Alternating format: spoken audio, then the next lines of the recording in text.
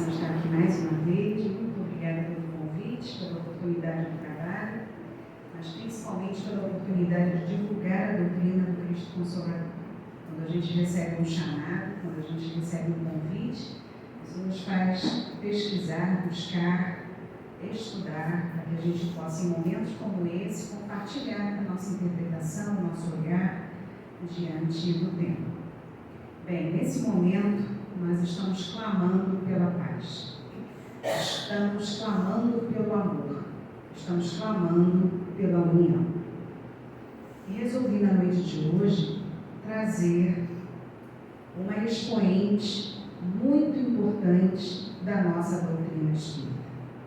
Um ícone muito especial do espiritismo, que é a nossa querida Meimei, que é o exemplo justamente de paz, de amor, de união, de resiliência, de esperança, de caridade, dentre tantas outras virtudes. E nós vamos conhecer um pouquinho de sua história na noite de hoje.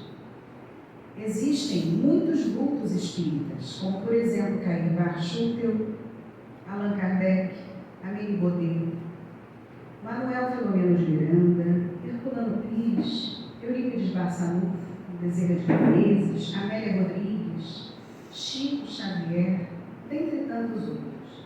Esses tiveram a oportunidade de estar conosco no plano físico, no corpo físico, deixando para nós um legado maravilhoso, lições importantíssimas para o nosso aprendizado, principalmente para a edificação da nossa doutrina consoladora.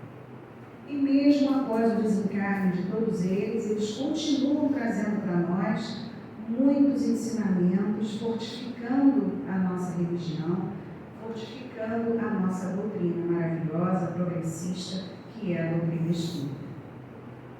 No corpo físico ainda, pertinho de nós, ainda temos companheiros que também têm o mesmo papel, que também têm a mesma importância, companheiros como Raul Teixeira, Divaldo Franco, Arthur Valadares, Haroldo Dutra Dias, Rossandro Cringen, dentre tantos outros, que também trazem contribuições importantíssimas para nós, para a nossa edificação enquanto espíritos que somos, né? Mas hoje nós falaremos sobre a meiga e doce Meimei.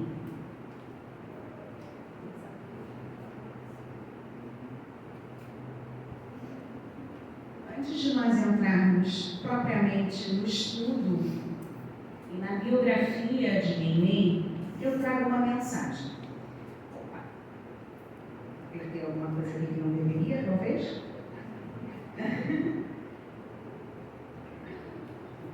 Eu trouxe uma mensagem que tem como título Luz em Ti. Essa mensagem, ela foi ditada por Meimei ao então médium Chico Xavier. E essa mensagem ela está registrada no livro Palavras do Coração, que é um livro de mensagens, e mensagens, inclusive, ditadas por Meimei. A cada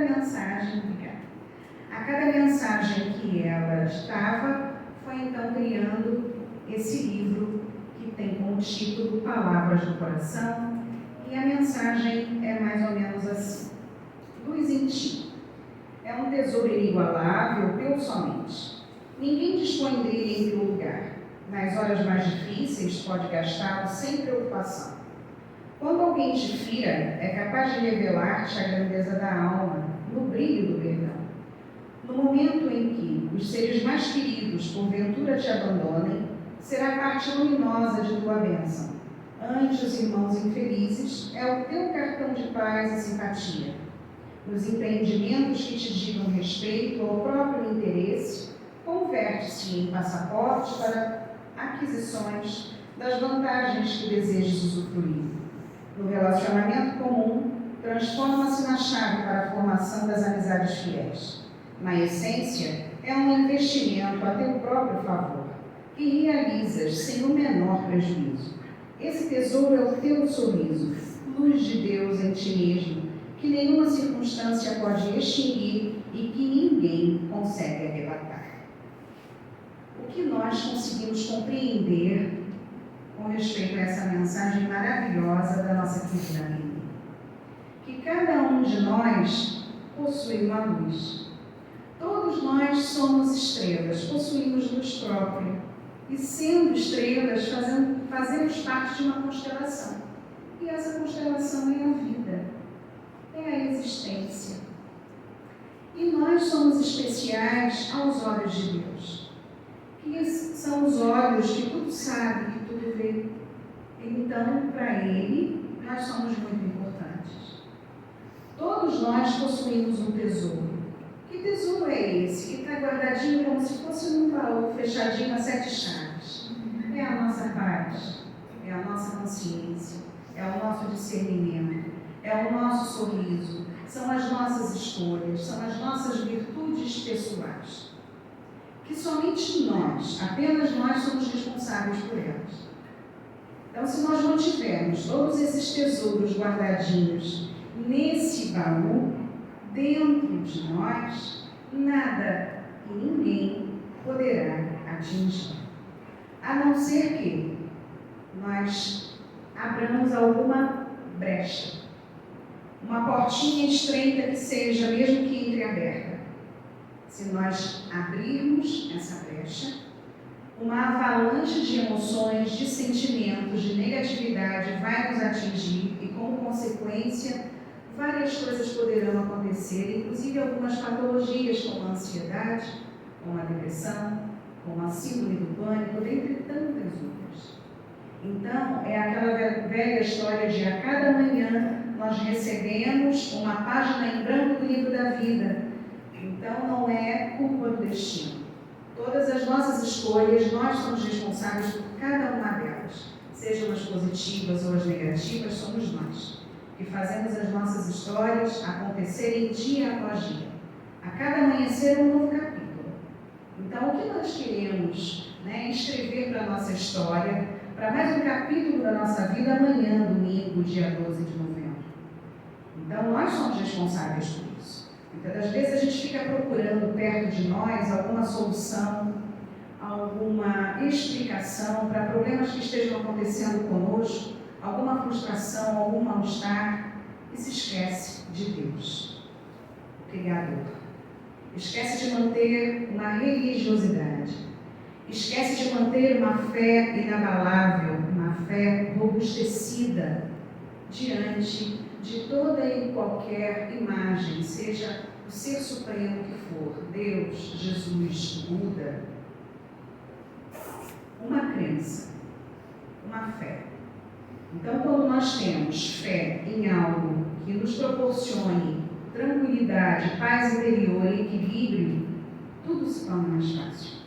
Existe uma frase que diz: Deus tem estradas onde o mundo não tem caminhos. Então, muitas das vezes a gente fica procurando no nosso entorno a solução dos nossos problemas, mas esquecemos de orar.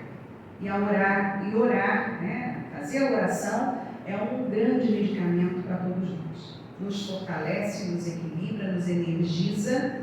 E orar, pensar em Deus, ter Jesus como nosso modelo e guia, nosso foco para a nossa vida é algo muito especial. Mas quem foi Neemim? Como surgiu esse nome Neemim? Irma de Castro é o seu nome de batismo. Mas eu não posso falar de Irma de Castro sem vincular o seu nome a Arnaldo Rocha, que foi, na última reencarnação, o seu esposo, o seu marido. Tudo começou no século VIII a.C., em que Irma de Castro era uma princesa chamada Princesa Mabi. E num determinado dia, nessa ocasião, ela foi perseguida por um leão faminto. E quem a socorreu dessa perseguição foi um general do Império Assírio e Babilônico chamado Beb-Alib. Beb-Alib era nada mais, nada menos do que uma das reencarnações de Arnaldo Rocha. O tempo passa. A oportunidade da reencarnação acontece para ela mais uma vez. E ela vem agora como Blandina. A mesma Blandina citada no livro Entre a Terra e o Céu, por André Luiz. É a mesma Blandina citada no romance Ave Cristo, filha de Tassiano Varro e Helena, sendo Tassiano Varro uma das reencarnações de Irma de Castro. Portanto, vejam que durante séculos e séculos da nossa história, esses dois espíritos estão caminhando juntos. E de acordo com a fala de Chico Xavier declara em algumas obras literárias, dá o testemunho de que Irma de Castro, sendo um espírito de alta envergadura, de um alto nível moral e espiritual, contribuiu e muito para o desenvolvimento e a jornada evolutiva de Arnaldo Rocha. Por isso, essa companhia, estão juntos há tanto tempo, porque um está apoiando o outro, um ajudando o outro nessa evolução espiritual. Bem, adeptos do Espiritismo com certeza já ouviram falar de Meimei. Conhecem algumas citações, conhecem um pouquinho da história, já leram algumas pequenas mensagens ou até mesmo livros da nossa querida Meimei. Porque ela é uma figura importante dentro do cenário, da nossa história, da doutrina no Brasil. Então, é um espírito doce, um espírito generoso, um espírito amoroso, caridoso, iluminado com os encarnados, enviando sempre belíssimas mensagens, não só através do então médium Chico, mas através de vários médiuns diversos. Ela contribuiu trazendo mensagens edificantes através da psicografia. E Emmanuel, nosso querido mentor de Chico, ele cita a Meimei de uma forma muito amorosa e muito especial no prefácio do livro Palavras do Coração, falando sobre a participação especial da nossa querida Meimei nessa obra literária. E a citação é tão linda, é tão especial, que diz mais ou menos assim: as criações de Meimei, em torno das mais variadas experiências humanas, sempre nos suscitam a ideia de que a nossa querida irmã, simbolicamente, possui um coração em forma de harpas, em cujas cordas ela compõe formosas e sábias lições, reais melodias em prosa, nas quais somos impulsionados para as esferas superiores da vida. Emmanuel. Olha quanta beleza nas entrelinhas desse prefácio, quanta sintonia, quanto amor envolvido. Então, essa é a nossa Meimei. Vamos à biografia dela. Quem foi Meimei? Meimei foi uma educadora brasileira, uma professora, formada pela Escola Normal de Itaúna, em Minas Gerais. Se formou, o antigo magistério, como a gente dizia, foi normalista, então ela se formou em professora.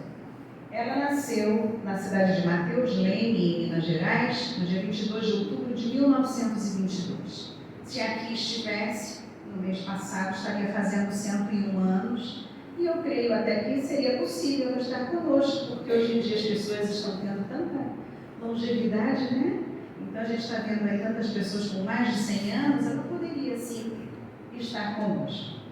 Bem, filha de Adolfo Castro e Mariana de Castro, ela tinha 4 irmãos: a Ruth, a Alaide, o Danilo e a Carmen. Porém, a nossa querida Irma de Castro sempre foi muito inteligente, muito linda, se destacava pela beleza na família, por onde passava chamava atenção, porque sempre foi uma criança muito bonita, muito inteligente, muito esperta, muito amorosa, espirituosa, brincalhona. Então ela chamava atenção e cresceu em beleza, cresceu em simpatia, porém a saúde muito debilitada. Pequenininha já começou a sofrer com as questões da saúde, dores de garganta, problemas respiratórios, problemas renais. Então, ela desde muito cedo não teve uma vida tão simples na questão da saúde. Mas em momento algum ela se queixava, não questionava, não reclamava, aceitava o que tinha sido destinado para ela. Aos 2 anos de idade, ela, juntamente com a sua família, são transferidos para Itaúna, saem de Mateus Leme e vão para Itaúna, em Minas Gerais. E lá, eles entram para a escola, participam das aulas. O pai tem uma nova oportunidade de emprego. São de uma família muito simples, muito humilde, mas ele teve uma nova oportunidade de emprego para ganhar um pouquinho mais, melhorar, ter uma melhor casa para morar. Só que aos 5 anos de idade, Irma de Castro fica órfã de pai. Mariana, sua mãe, então, prossegue criando os filhos, dando educação, e orientando da melhor maneira possível. Só que, ainda que não fosse declaradamente espírita, Irma de Castro sempre disse ser católica, apostólica, romana. Tanto ela quanto os irmãos e a mãe frequentavam a missa da igreja local, rezavam o terço. Porém, Irma de Castro, desde tenra idade, já tinha mediunidade da clarividência. Conversava com os espíritos, tinha visões de vidas pretéritas. Só que ela não comentava com ninguém. Não comentava com os irmãos, não comentava com a mãe. Eram poucas as pessoas que sabiam desse detalhe de sua vida, porque ela sempre tinha muito medo de ser atingida de alguma forma, de ser criticada, Então, para evitar qualquer problema, ela se calava. Mas tinha esse segredinho, E no dia a dia, ela tinha as conversas com os espíritos amigos, sempre trazendo alguma mensagem para ela. Quando ela chegou no 2º ano do ensino normal, já em Itaúna, ela precisou se afastar dos estudos. Sempre foi uma aluna muito aplicada, lia muito, muito investigativa, participativa, era uma das melhores alunas da turma, mas ela precisou se afastar por conta da doença que a acometia desde muito pequenininha. Então, nessa fase da vida dela, a doença se agravou, ela precisou se afastar. Fez um tratamento, depois de se sentir um pouco mais fortalecida, de se sentir um pouco mais equilibrada por conta da saúde, mais fortezinha, ela retorna aos estudos, concluindo o curso normal, se forma em professora, trabalha na área dando aula para as crianças ainda durante um tempo. Só que ela, juntamente com sua irmã, Alaide, resolve mudar os planos e ir para BH, para a capital, Belo Horizonte, em busca de novos ares, se sentindo mais fortalecida, e zerada da doença que a acometia. Ela então, junto com sua irmã, resolveu ir para Belo Horizonte em busca de um novo tratamento, novos ares, uma nova oportunidade de emprego, uma nova oportunidade de moradia, e as duas seguiram para Belo Horizonte. Chegando em Belo Horizonte, realmente conseguiu um novo emprego, uma escola para poder dar aulas, encontrou uma casa confortável para morar, mas além disso aconteceu um encontro muito, muito especial com Arnaldo Rocha. Nessa fase, eles se encontram, começam a conversar, a se conhecer, iniciam um namoro e uma linda e maravilhosa história de amor. O tempo passa.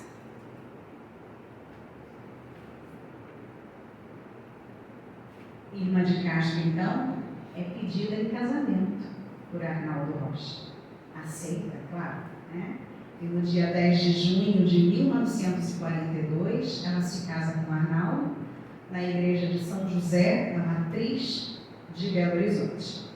Só que após a cerimônia religiosa, após o matrimônio, aconteceu algo muito interessante, Ao sair da cerimônia, um homem sujo, maltrapilho, com um odor muito forte, se rastejando, um morador de rua, olha para a Irma estende a mão e olha fixamente para ela e diz: moça, me ajude, por favor. Moça, eu te suplico, uma esmola, por favor. E ela, na mesma hora, ela olha para ele e diz: moço, eu não tenho nada para te oferecer nesse momento. Não tenho nada, você não está vendo? Eu estou saindo do meu casamento agora. Eu não trouxe bolsa, eu não tenho nada para te dar. E ele, mais uma vez, ele suplica, estendendo a mão: moça, por favor, uma doação, por favor. E ela se afasta um pouquinho do seu então já esposo Arnaldo Rocha, ela como irmã de Castro Rocha agora, né? Se afasta do marido, se aproxima do irmão, dá um beijo em sua testa, o abraça e oferece um buquê de flores.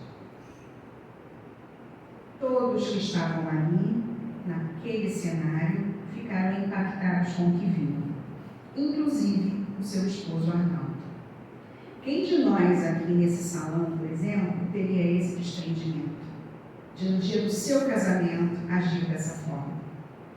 Beijar a testa de uma pessoa, né, em situação de rua, maltrapilho, sujo, abraçá-lo, beijá-lo e oferecer o seu próprio buquê de flores. Então, nessa cena, a gente já começa a perceber a magnitude desse espírito, o desprendimento total desta linda mulher. Vamos prosseguir. Meimei. De onde surgiu esse nome Meimei? Já que o nome dela é Irma de Castro, e após o casamento, Irma de Castro Rocha, como surgiu esse pseudônimo, esse apelido, enfim, como queiram denominar? Já casados em sua casa, os dois estavam folheando uma revista, quando de repente viram um artigo anunciando o lançamento de um romance chinês, que tinha como título Momentos em Pequim. O autor dessa obra era um autor americano, mas a personagem principal, né, desse livro era uma pessoa chamada Meimei. E Meimei em chinês significa noiva querida, amor puro, a bem-amada. E enquanto eles estavam ali folheando a revista e descobriram esse artigo, eles fizeram um combinado, um pacto a partir daquele momento, de carinhosamente Arnaldo passar a chamá-la de Meimei. Mas era uma forma carinhosa, um relacionamento íntimo entre eles. Essa forma de um falar com o outro não era em momentos comuns, não era entre família, entre os parentes, no ambiente de trabalho, na rua, não. Era na intimidade do lar, entre eles dois. Então, ele a chamava de Meimei, uma forma carinhosa, né? E ela o chamava de Naldinho. Ninguém mais sabia, ninguém da família, porque era algo realmente muito íntimo e muito particular. Então, foi dessa forma que surgiu o pseudônimo Meimei na história de Irma de Castro. O desencarne de Meimei acontece em 1º de outubro, justamente 2 anos depois do seu matrimônio. Ela fica casada por muito pouco tempo, porque a sua doença se agrava, se estende, né? O seu desencarne foi aos 24 anos, com falência renal em Belo Horizonte.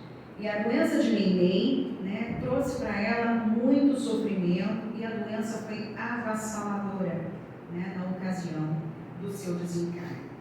Então, no momento da sua passagem, ela estava na cidade de Belo Horizonte.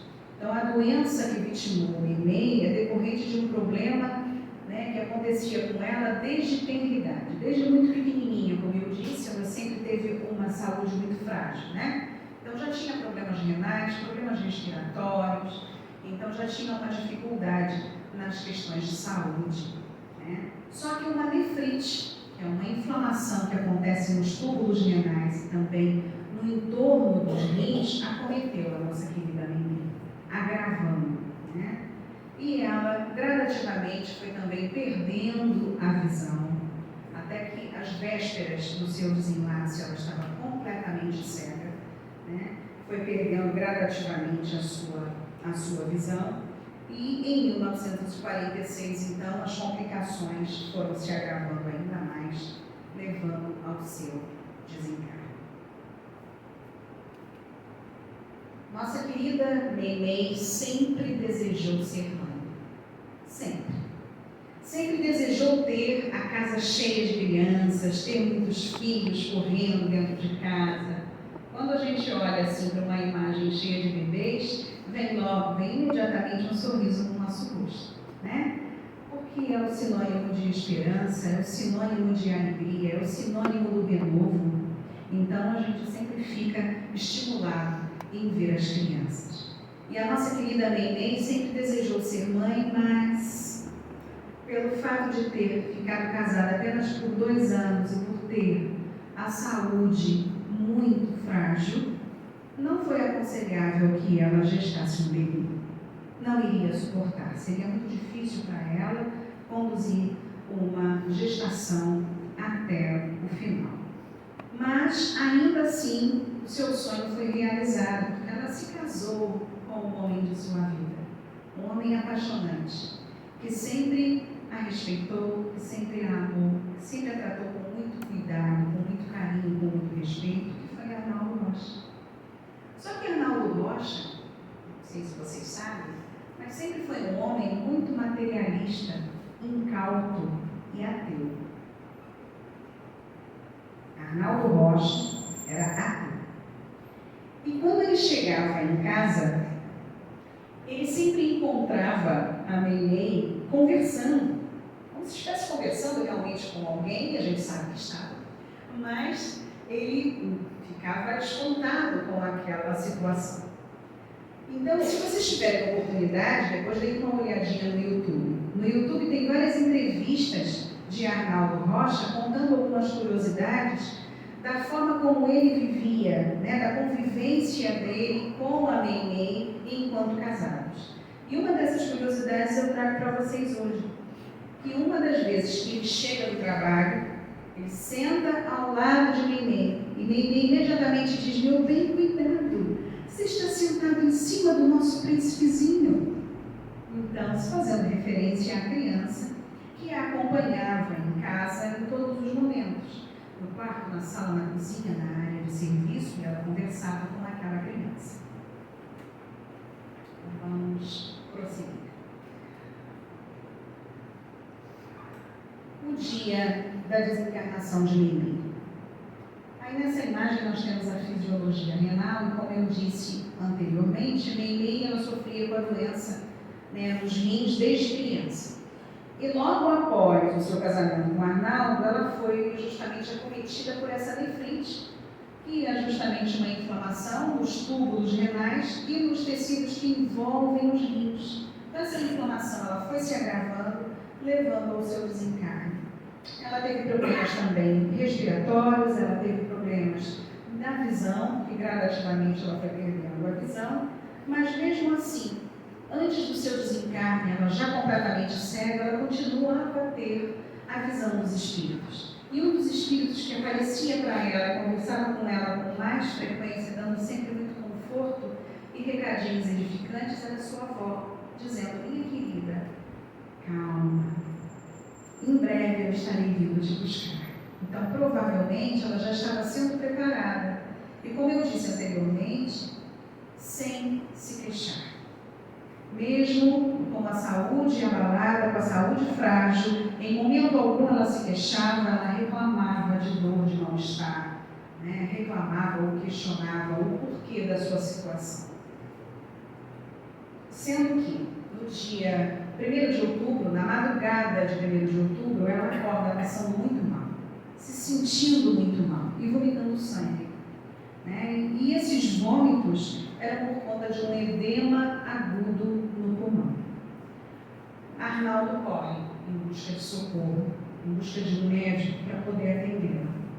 Mas quando retorna à sua casa, a sua amada já não está mais, né, no corpo físico. Então, Meimei, o corpo de Meimei foi enterrado no cemitério Bonfim, na cidade de Belo Horizonte. Então, inclusive o jazigo permanece no local até os dias de hoje. E agora algumas curiosidades. Qual a relação de Meimei com as crianças? A gente sabe que Meimei dá nome a muitos grupos espíritas, dá nome a salas de evangelização, dá nomes à creche, inclusive Blandina, que foi uma de suas reencarnações, dá nome também a muitas salas de evangelização, creches, escolas, casas espíritas. Na sua formação, como eu disse, ela se formou em professora pela Escola Normal de Itaúna, em Minas Gerais, trabalhou dando aulas para as crianças, teve um trabalho muito efetivo na educação. Era uma excelente professora, todas as crianças gostavam muito dela. Os colegas de trabalho nas escolas sempre elogiavam por conta do empenho, da dedicação, da doação que ela tinha em relação ao seu trabalho, aos seus alunos.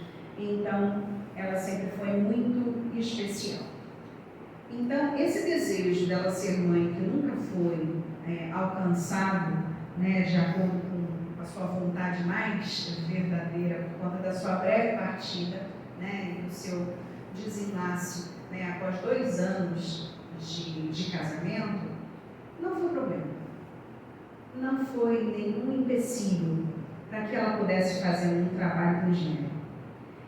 Após o seu desencarne, ao retornar à pátria espiritual, ela passou a trabalhar com as crianças.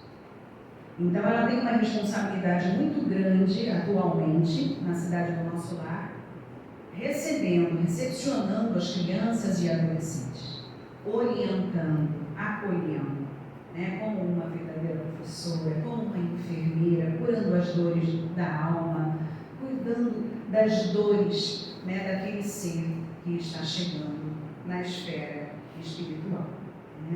Então, ela jamais deixou o seu trabalho em relação às crianças. E pelas psicografias e relatos do mundo espiritual, ela continua sendo rodeada pelos pequenos. Bem, a partir do momento que ela começou a psicografar, em nenhuma das psicografias feitas por Chico Xavier e outros médiuns, ditada por ela assinava como Irma de Castro Rocha. Nenhuma das mensagens que ela ditava aos médiuns, ela assinava como Irma de Castro Rocha. Sempre assinava como Meimei. Então, enquanto ela estava no corpo físico, em vida, ela era uma cidadã comum. Uma professora, uma profissional, uma esposa, uma dona de casa, uma cidadã comum. Ela só passou a ser conhecida após o seu desencarne, na esfera espírita, nas casas espíritas, através do seu trabalho, é que nós passamos a conhecê-la, porque todas as mensagens eram assinadas por Meimei. E existem aqui algumas obras literárias que foram psicografadas por Chico, como, por exemplo, Pai Nosso, Amizade, Palavras do Coração, Cartilha do Bem, Evangelho em Casa, Deus Aguarda, que são alguns livros psicografados por Chico e ditados por ela. Psicografados por médiuns diversos: Somente Amor, Ser Feliz, Para Você, Meimei, Vida e Mensagem, Antologia Mediúnica do Natal, Vida Futura, A Visão de Joaquina, Mãe, Almas da Vida. São algumas obras literárias ditadas pelo Espírito Meimei, psicografadas por médiuns diversos. Então, a quem desejar, depois procurar, é só, depois até eu posso dizer quais são os livros para que vocês possam fazer a busca e fazer a leitura. Bem, Meimei e Chico Xavier. Como aconteceu esse encontro? Esse encontro aconteceu de uma forma muito especial. Com exatos 50 dias do desencarne de Meimei, Arnaldo Rocha, junto com seu irmão Orlando, já espírita há muitos anos, estavam caminhando por uma das ruas de Belo Horizonte. Quando Orlando avistou de longe Chico Xavier, cutucou o irmão: olha lá, Arnaldo, olha quem está lá na frente, é o Chico, vamos apressar o passo, eu quero dar muito um abraço nele, vamos. Apressaram o passo. Quando se aproximaram de Chico, Chico olha fixamente para Arnaldo e diz: ora, quem eu vejo é o amigo Arnaldo, mas está tão magrinho, tão abatido, está muito triste, né? Com o falecimento, com o desencarne de sua querida mãe. Arnaldo imediatamente arregala os olhos espantado, porque até então ninguém sabia dessa palavra íntima usada no dia a dia entre marido e mulher. Eles nunca tinham se visto. Arnaldo não conhecia Chico. Chico não tinha visto até então Arnaldo Rocha. Então Arnaldo ficou muito surpreso e não para por aí. Com aquele jeito meio de ser de Chico, Chico acaricia o rosto de Arnaldo e diz: meu querido, pegue o retrato da sua princesa Meimei, que está dentro da carteira. Aí ele ficou mais espantado ainda, arregalou os olhos. Como pode ele saber que eu tenho o retrato da minha esposa dentro da minha carteira? E assim ele fez. Ele pega dentro da carteira o retrato. Chico observa, olha aquele retrato, admira e diz: a sua querida Meimei deseja enviar uma mensagem ainda hoje para você.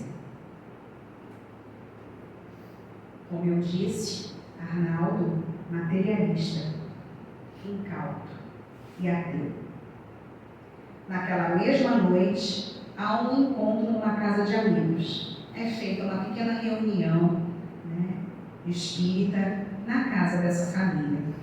E nessa casa, nesse encontro, chega a primeira cartinha consoladora de Meimei, direcionada e endereçada ao nosso querido Arnaldo Rocha. A carta é longa, é linda, é maravilhosa. Quem tiver a oportunidade depois de pesquisar na literatura ou até mesmo na internet, fiquem à vontade.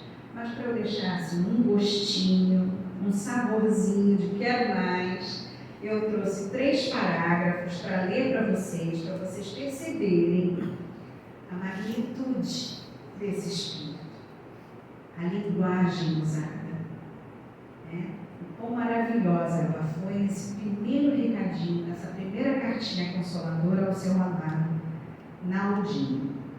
Vamos ouvir. Meu querido Naldinho, Jesus nos abençoe. Tranquilize o coração de trabalhador do bem e sigamos para a vanguarda de nossos ideais de aprender e servir. O amor é o tônico da eternidade. Não nos faltará o suprimento divino no desdobramento de nossas necessidades de coragem e elevação aos altos níveis do trabalho e do aperfeiçoamento. Quem compreende e ajuda com Jesus, meu amado Naldinho, se converte em flor aberta da árvore sublime de sua bondade infinita, e a seiva de luz e de paz lhe sustentará as pétalas, prestes a se transformarem no pão da alegria e da graça para quantos se dirigirem para o céu.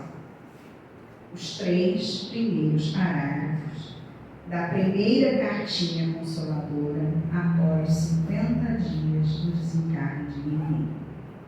Se a primeira cartinha foi assim, nesse nível, imagina. E esse é só o comecinho, hein? Depois que tiver a oportunidade, procure para poder ler a cartinha na íntegra. Vamos continuar.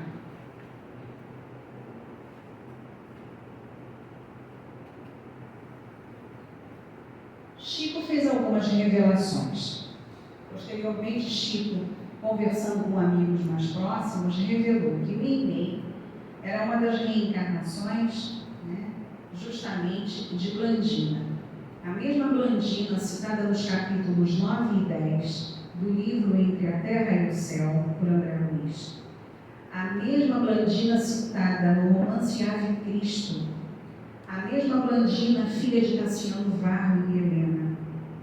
Inclusive, inclusive nos capítulos 9 e 10 do livro Entre a Terra e o Céu, vem falando detalhadamente do trabalho que está sendo feito na atualidade pela nossa querida Meimei nas esferas superiores. A nossa querida Meimei, ao retornar à pátria espiritual, através dos espíritos benfeitores e superiores a ela passou a ser chamada de Blandina, passou a ter o nome de uma de suas reencarnações. Então, na atualidade, hoje, ela trabalhando com crianças e com adolescentes, ela não trabalha só com as crianças, ela trabalha também com os enfermos, encarnados e desencarnados, né? Trazendo sempre lições importantes, ensinamentos, e como eu disse, no livro Entre a Terra e o Céu, de uma forma muito atual, vem informando detalhadamente todo o processo do seu trabalho, né, dirigido às crianças, né, o seu atendimento, a forma como ela lida com a juventude, né, e com a infância. Bem, esse grupo de trabalhadores é muito grande. Ela não trabalha só. Então, ela é um dos espíritos que se destaca nesse trabalho, mas são muitos que trabalham junto com ela. E existe um coordenador especial que é um frei, o Frei Pedro de Alcântara, que dá suporte a todo esse trabalho feito na espiritualidade, apoiando Blandina, apoiando as crianças que chegam. Então, é um trabalho incessante, porque muitas das vezes as crianças que chegam, os espíritos que chegam, ainda não têm a oportunidade do discernimento, o conhecimento, né? A visão um pouco mais esclarecida. Então, ficam com muita dificuldade por conta do desprendimento, por conta do afastamento da família, da mãe, do pai. Então, até que compreendam essa nova realidade na vida espiritual, eles têm um pouquinho de dificuldade. E ela, acolhedora, naquele colinho de mãe, naquele abraço gostoso, ela sempre recebe as crianças de forma muito calorosa e de forma muito especial. Mensagem da criança ao homem. A gente sabe que hoje em dia existem famílias, pais, mães, tios, tias, avós, avós, irmãos, que muitas das vezes contribuem com a educação das crianças, né? Às vezes tem o pai e mãe que trabalham e às vezes aquela criança fica com a vovó, fica com o vovô, fica com o irmão mais velho, fica com o tio, tem o horário e período da escola, enfim. E às vezes somos seres imperfeitos, somos seres em construção, vem a impaciência, né? E a gente às vezes se torna impaciente com a criança, com aquilo que ela fala, com aquilo que ela diz, com o comportamento, e às vezes a gente fica ali chamando a atenção e não obedece, enfim. Só que existe uma mensagem muito especial de nossa querida Meimei, falando justamente desse cuidado que nós devemos ter com os nossos pequeninos. Enquanto nós tivermos carinho, amor e dedicação na educação de nossas crianças, com certeza nós não vamos ter problemas com eles quando eles se tornarem adultos. É muito importante darmos uma base, uma estrutura básica de educação para as crianças, para que a gente não tenha problemas no futuro, né? Não crie um desgaste, não crie frustrações diante daquilo que a gente ensinou e muitas das vezes aquela criança não assimilou e se torna um adolescente com algumas questões, um adulto também, enfim. Então, veja a mensagem carinhosa da nossa querida Meimei nos orientando de como sermos pacientes, de como termos um olhar pacífico diante da infância. Proclamas o bem por base da evolução. Todavia, se não tens paciência para comigo, porque eu te aborreça, provavelmente ainda hoje cairei na armadilha do mal, como ave desprevenida no laço do caçador. Em nome de Deus, que dizes amar, com Compadece-te de mim. Ajuda-me hoje para que eu te ajude amanhã. Não te peço o máximo que alguém talvez te venha a solicitar em meu benefício. Rogo apenas o mínimo do que me podes dar, para que eu possa viver e aprender. Essa mensagem de Neemê está no livro Pão Nosso. Então observem, a criança não pede muito. Não quer luxo, não quer quantidade. Não, é o mínimo. É o carinho, é o olhar, é o exemplo, é o beijinho. Então, a criança não precisa de muito. Muitas das vezes a gente acha que, colocando a criança no quarto, enchendo a criança com brinquedos, com muitas distrações, nós vamos estar deixando a criança feliz, ao mesmo tempo não estamos preocupados, a criança está lá, está brincando, está tranquilo, pelo menos não está atrapalhando, não é assim? Pelo menos não está aqui me incomodando, está lá brincando. Mas falta às vezes o olhar carinhoso, falta a presença, porque o que a criança deseja de nós é observar o nosso exemplo e o nosso empenho e o nosso tempo em qualidade para ela. Mas eu fico com meu filho, eu fico com minha filha, eu dou atenção. Mas é um tempo de qualidade? É um tempo suficiente ali para haver um entrosamento, para haver uma troca, um carinho especial?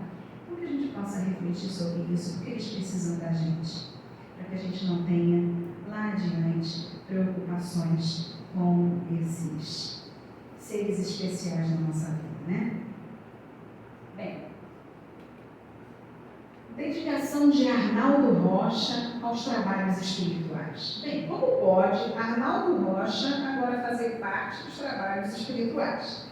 Se ele é um homem ateu, um homem totalmente materialista, como pode? Tudo mudou naquele dia, naquela rua, lá em Belo Horizonte, no encontro com Chico.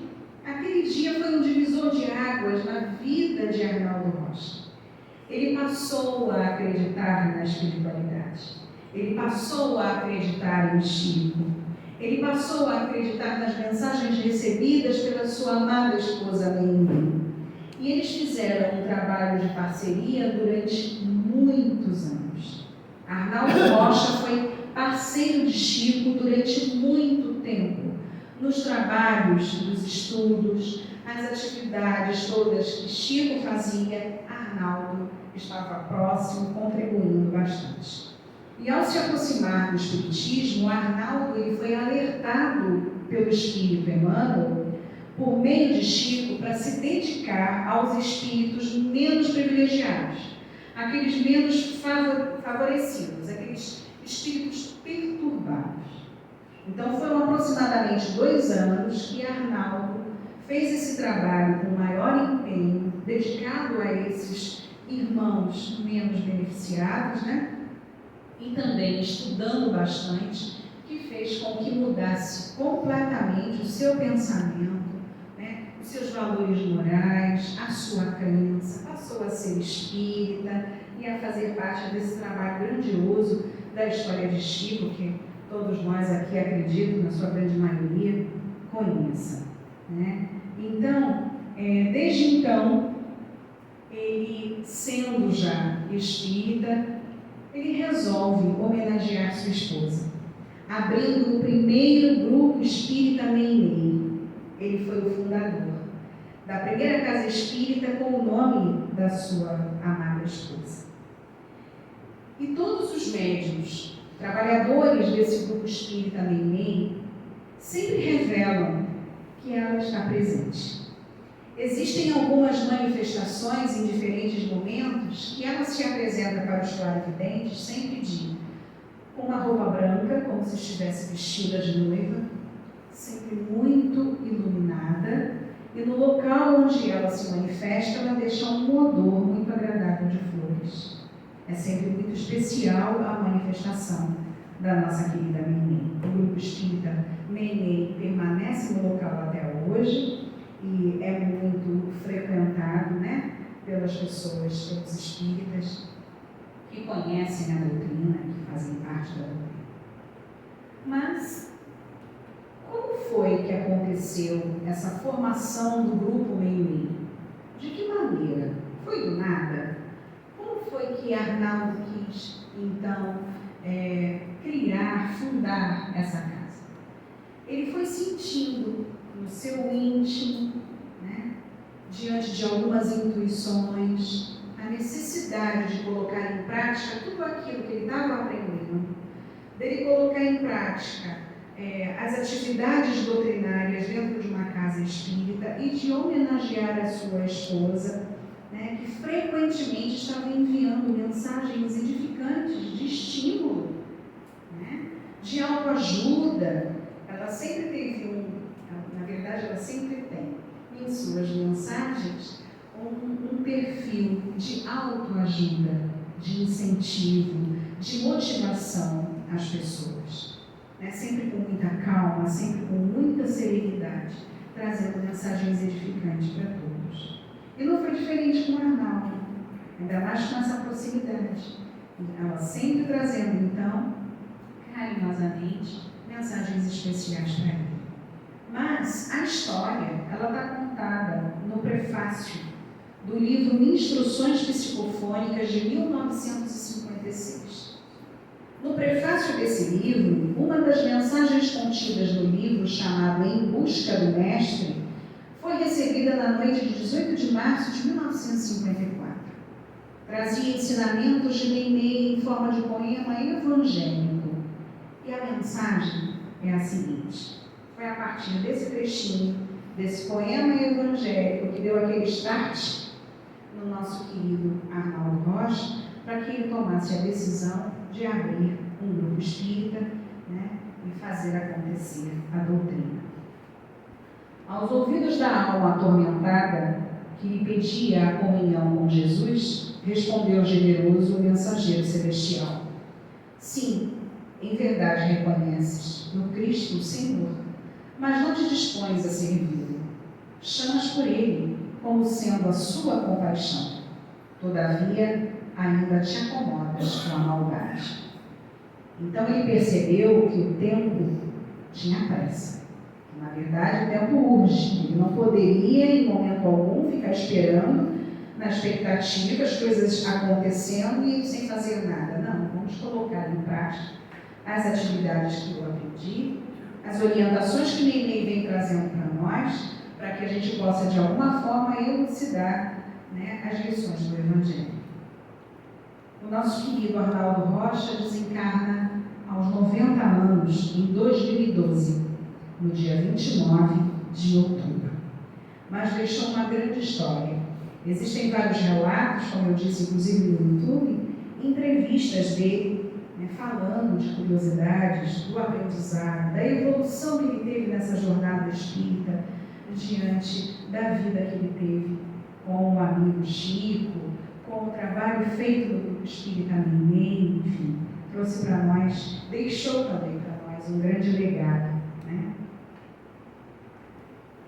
Já estamos finalizando. Vamos agora para mais uma mensagem, também ditada por Meimei, que tem como título Confia Sempre. Eu iniciei a minha fala na noite de hoje dizendo que todos nós estamos clamando pela paz, não é mesmo? Todos nós estamos clamando por amor. Todos nós estamos clamando pela união. E nessa mensagem, que tem como título Confia Sempre, vocês vão perceber o quanto ela é atual para tudo que está acontecendo nas esferas, né, do nosso orbe terrestre. Então, a mudança, na verdade, a transformação, inclusive a transformação que a gente fala, a transição planetária, que nós estamos deixando de ser um planeta de provas e expiações e passando a ser um planeta de regeneração, é algo que vem vindo no decorrer do tempo. Nessa transformação não vai acontecer de hoje para amanhã, ainda vai levar bastante tempo, mas não esqueçamos que essa transformação ela começa dentro de cada um de nós. Cada um de nós tem essa responsabilidade de transformar-se, primeiramente a si mesmo, para que a gente tenha a oportunidade de transformar, ou pelo menos tentar transformar, as pessoas que estão no nosso entorno, no nosso bairro, no nosso município, no nosso estado, o nosso país e o mundo como um todo, desde a escala micro até a escala macro. Então começa um trabalho de formiguinha, que começa em nós. Então essa confiança precisa partir da gente. Se eu for ligar a televisão e assistir ali um programa, né, que seja sensacionalista, eu vou me contaminar com aquilo não vai me fazer bem. Se eu for ouvir uma música que não tenha em absolutamente nada uma letra edificante, aquilo vai me contaminar também. Então eu sou responsável pelas minhas escolhas e por aquilo que eu quero para a minha vida. Portanto, confie sempre. Não percas a tua fé entre as sombras do mundo. Ainda que os teus pés estejam sangrando, segue para a frente. Erguendo-a por luz celeste, acima de ti mesmo, crê e trabalha. Esforça-te no bem e espera com paciência. Tudo passa e tudo se renova na terra, mas o que vem do céu permanecerá. De todos os infelizes, os mais desditosos são os que perderam a confiança em Deus e em si mesmos, porque o maior infortúnio é sofrer a privação da fé e seguir vivendo. Eleva, pois, o teu olhar e caminha, luta e serve, aprende e adianta-te, brilha a alvorada além da noite. Hoje é possível que a tempestade te amarfanhe no coração e te atormente o ideal, aguilhoando-te com a aflição ou ameaçando-te com a morte. Não te esqueças, porém, de que amanhã será outro dia. Meimei. E para finalizarmos o nosso encontro, na noite de hoje, lembrando que Meimei sempre foi um espírito de luz, que ajudou e continua ajudando aqueles que estão à sua volta. Através da literatura espírita, nos ensina sobre o amor, fortalecendo a nossa fé no plano superior, justamente como reflete essa última mensagem da noite de hoje, também da nossa querida Meimei. Não nos esqueçamos de que a floresta se levantou de sementes quase invisíveis, de que o rio se forma das fontes pequeninas e de que a luz do céu, em nós mesmos, começa de pequeninos raios de amor a se nos irradiar do coração. Meimei. A nossa gratidão eterna é esse ser meigo, amoroso, Meimei, né? De muita luz e de muita paz. Muito obrigada a todos vocês.